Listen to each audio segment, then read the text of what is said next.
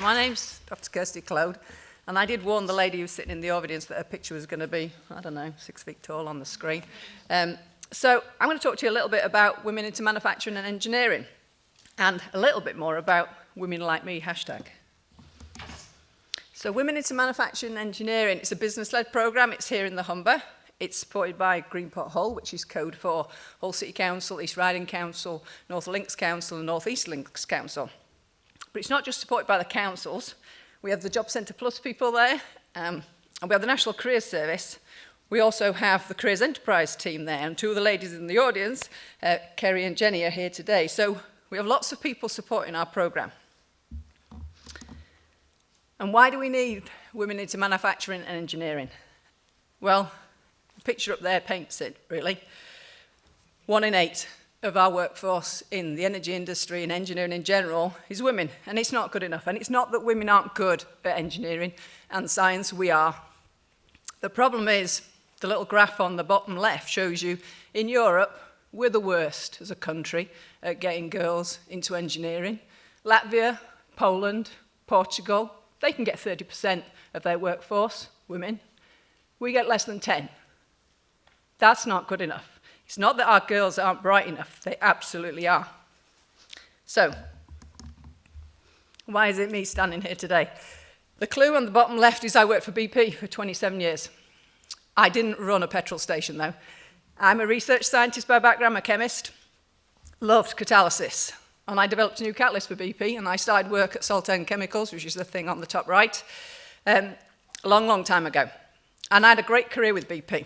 But wherever I went in the world, whether it was on offshore platforms that I ran in the Gulf of Mexico for BP, or my last job, because I was the boss for the site at Saltend, responsible for 350 people, 6 chemical plants, always struggled to understand why I couldn't get women to apply for our jobs.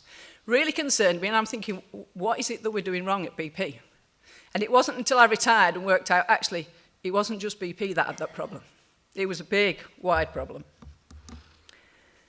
And this is a piece of information I wish I'd known when I worked for BP, because I could have done something. A bit more than what I'm doing now, but we'll see. So, it's a piece of research that Microsoft did. And they looked at how interested girls are in STEM based on their age. And the highest interest in STEM, the age group, is age 10 and 11. And if you think about it as companies, we go into schools probably when they're doing GCSEs, maybe when they're doing A-levels, definitely when they're graduates. That's the lowest point where you'll see girls in the room. So you wonder why you come back from a careers fair and go, there weren't very many girls at that event. No, because they lost interest when they were at age 11 and 12. And the importance of our programme is we get to them early. So how do we tackle it? To me, it's actually not difficult, but people say, actually, it's a simple model, you ought to tell people about it, so here it is. We ensure that there are female role models. And I don't mean people who look like me, necessarily.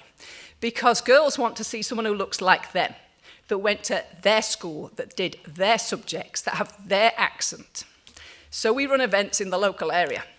The last one we did was in Grimsby. So the girls who came along saw people who went to their school and are now working in our industry.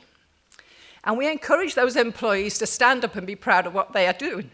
So we ask them to say, okay, did you do a degree? Did you come straight from A-levels? Did you do an apprenticeship? Talk to the girls about that and tell them, what it's really like. Don't pull any punches. But we don't just educate the schoolgirls. We run the events so their mums and dads can come, actually so that teachers can hear it too, because a lot of teachers don't go into industry. They go straight from being educated to be a teacher and then straight into teaching. And the teachers love it.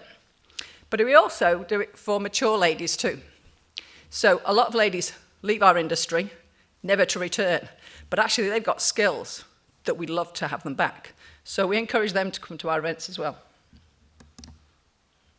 And it's important to have the right pictures. So you'll hear there's a load of Twitter going on today about getting visible role models, but it's the right visible role models too. So when you Google scientist or engineer, unfortunately you still get Einstein, just weird pictures, it's always a guy in a hard hat on a work site. What we try and show them is, Claire, who's in the top left, she's a developer for Source. Well, actually, she's the head of development now because she's very good at what she does.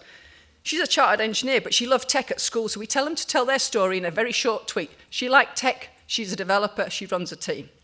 Maria loved fixing cars and scooters as a kid. She's a designer for Ideal. Del works for the Humber Refinery, loved being a chemical engineer. And Courtney is a real girl who works for Ørsted as a wind turbine technician. She loved geography at school, so if they can tell that story to the girls who are 13, 14, but actually we don't just start there. We bring the primary school kids in. They have no fear. They'll ask you any question that you like. So we show them those role models, we get them to talk. And these are the companies that partner with us. We don't care what size the company is. It can be a small company, 2 or 3 people, or it can be a big conglomerate. So Ideal Boilers are part of it, Ørsted, Phillips 66. We do have the biggies, but we also have small ones too. So what's the impact? People always say, what's the impact of running your event? So last couple of weeks ago, we ran one in Grimsby. 350 girls came along, right from primary all the way up to a graduate. And we asked them at the end, were you interested in manufacturing engineering at the start? And were you interested by the time you'd finished? Started with 50% of the people interested, and by the time they left, it was 86%. So we changed a lot of people's minds, and I've cut a couple of the 3 quotes there of what they said.